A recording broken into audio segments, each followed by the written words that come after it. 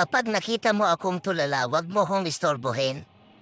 Nagmi-meeting kami ng sarili ko.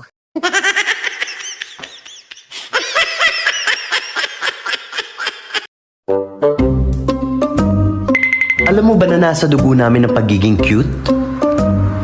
Oh, wag mo nang hanapin sa mukha.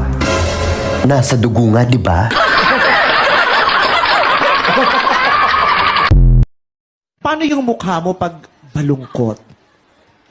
Ay. Yung mukha mo pag nasaktan ng puso? Yung mukha mo pag binabalikan ka, gusto mo pa pero wag na lang. Paano ulit? Humila. Paano yung mukha mo pag nakasalubong mo yung jowa mo pero gusto mo sabihin, eto nga pala yung sinayang mo?